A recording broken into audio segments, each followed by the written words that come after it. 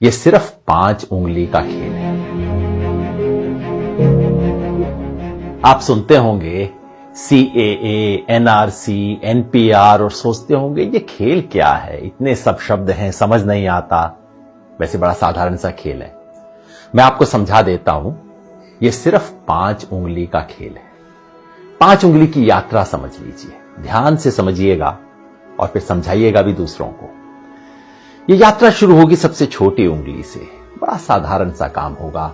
अप्रैल के महीने में आपके घर कोई आएगा, सरकारी कर्मचारी, हो सकता है स्कूल के टीचर कोई आए, कहेंगे हमें आपके घर सिर्फ गिनती करनी है कितने लोग रहते हैं। बस नाम पूछेंगे, कब पैदा हुए ये पूछेंगे, ये भी पूछेंगे कि आपके माता पिता चाहे हैं या नहीं है अभी, वो कहां पैदा हुए थे, कब पैदा हुए थे।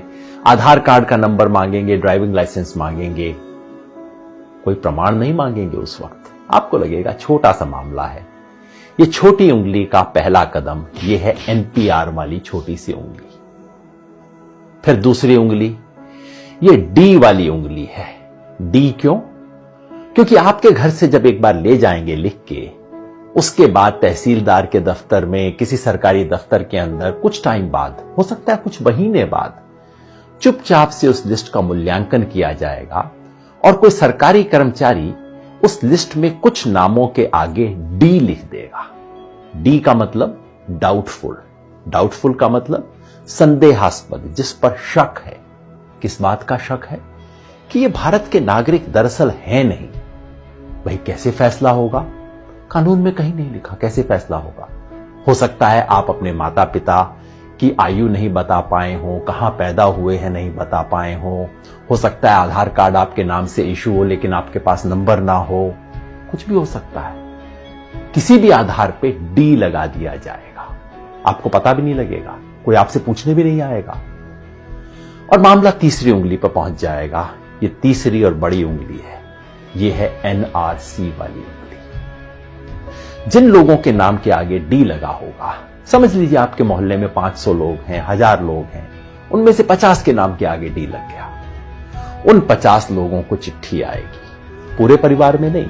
हो सकता है परिवार में बहू को चिट्ठी आए, बेटे को ना आए, बाप के नाम चिट्ठी आए, पोते के नाम चिट्ठी ना आए। कुछ लोगों के नाम चिट्ठी आएगी और उन्हें कहा जाएगा, नोटिस दिया जाएगा, अब आप साबित कीजिए कि आप भारत के नागरिक हैं। कैसे साबित करेंगे? सरकार ने आज तक नहीं बताया। हमारे पास सिर्फ एक असम का उदाहरण है जहां पहले हुआ है NRC, और वहां क्या हुआ था? ना आधार कार्ड माना गया, ना राशन कार्ड माना गया, ना वोटर लिस्ट में नाम माना गया। कहा नहीं, ये सब नहीं चलेगा, आप प्रमाण लेके आइए कि आप कहां पैदा हुए थे। आज से 30 साल पहले वोटर लिस्ट में आपका नाम था कि नहीं था, पुरखों का नाम था कि नहीं था, कोई संपत्ति का प्रमाण पत्र लेके आइए। साधारण लोग कहां से जुटाएंगे प्रमाण पत्र? इसके आधार पे उनमें से कुछ लोगों ने जो आधार अपने प्रमाण पत्र नहीं दे पाएंगे, उनका मामला चौथी उंगली पे पहुंच जाएगा। ये चौथी उंगली है फॉरेनर्स ट्राइब्यूनल की। यानी कि कहा जाएगा उस 50 में से समझ लीजिए 10 लोग बच गए जो प्रमाण नहीं दे पाए, जिनके पास कागज नहीं है, 15 लोग बच गए। उनको कहा जाएगा अब आपको आखिरी मौका दिया जा रहा है। ये उंगली आखिरी मौके की उंगली है। आखिरी मौका दिया जा रहा है, फॉरेनर ट्राइब्यूनल है, विदेशियों की अदालत है। अब उसमें जाके आप साबित कीजिए कि आप विदेशी हैं कि नहीं। अगर मुसलमान हैं तब तो कोई चांस ही नहीं है, क्योंकि यहां अब CAA का खेल शुरू हो जाए। अगर मुसलमान हैं, आपको विदेशी माना गया है, तो अब आप तो विदेशी हैं ही हैं, चाहे आपके बाप दादा यहां पे 500 साल से, 1000 साल से रहते आ रहे हैं। अगर मुसलमान नहीं भी हैं तो पता है क्या है, आपको ये साबित करना पड़ेगा कि आप बांग्लादेश, पाकिस्तान, अफगानिस्तान से आए। अब आप सोचिए, बिहार यूपी में रहने वाले लोग, नेपाल की तराई में रहने वाले लोग, श्रीलंका में रहने वाले लोग, श्रीलंका के पास तमिलनाडु में रहने वाले लोग कहां से साबित करेंगे भाई कि हम पाकिस्तान से आए, बांग्लादेश से आए, अफगानिस्तान से आए? फॉरेनर ट्राइब्यूनल में अगर साबित आप नहीं कर पाए, जो लोग भी साबित नहीं कर पाए, वो लोग विदेशी घोषित हो जाएंगे और मामला अब चौथी उंगली से अब अंगूठे पे पहुंच जाएगा, अंगूठे तले दबने वाला। ये है डिटेंशन सेंटर। डिटेंशन सेंटर का मतलब जेल, विदेशियों के लिए बनी हुई खास जेल। भारत सरकार इसके नियम बना चुकी है। डिटेंशन सेंटर असम में बन चुका है, कर्नाटका में काम करना शुरू कर चुका है, बाकी 10 राज्यों में बन रहे हैं डिटेंशन सेंटर। जिस व्यक्ति के पुरखे पता नहीं कब से यहां पे रहते आ रहे होंगे, उसे अपनी ही मिट्टी में विदेशी बना के डिटेंशन सेंटर में डाल दिया जाएगा। यह है खेल। शुरू होगा छोटी उंगली से, एनपीआर से, और खत्म होगा कुछ लोगों के लिए। हो सकता है 1000 में से 1 लोग, हो सकता है 1000 में से 2 लोग डिटेंशन सेंटर में बने। क्या ये चाहते हैं? अगर नहीं चाहते तो इसे रोकने का एक ही तरीका है। ये 5 उंगली का खेल कैसे रुकेगा?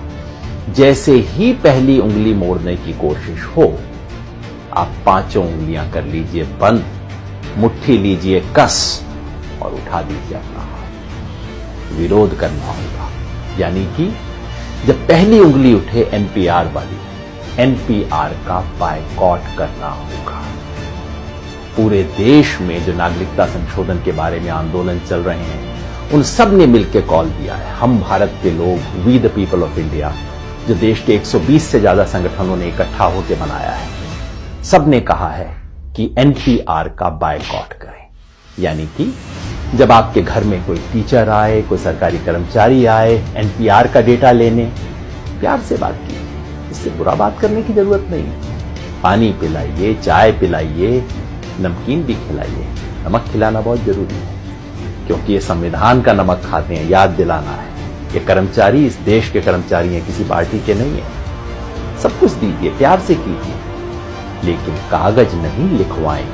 कागज में कोई सूचना नहीं दें, क्योंकि एक बार सूचना दी फिर मामला आपके हाथ से बाहर। कागज नहीं लिखवाएं। और अगर वो कहें कि ये तो कानून है, आपको करना पड़ेगा, उन्हें प्यार से कहिए, मास्टर जी आपकी बड़ी इज्जत करते हैं, लेकिन क्या करें, महात्मा गांधी की इज्जत थोड़ा ज्यादा करते हैं। इस देश के राष्ट्रपिता ने कहा था कि अगर कोई असंवैधानिक, अन्यायपूर्ण कानून है, उसका विरोध करना हमारा अधिकार ही नहीं, हमारा कर्तव्य भी है, हमारा हक भी है, हमारा फर्ज भी है। इसी रास्ते पे हमें चलना होगा।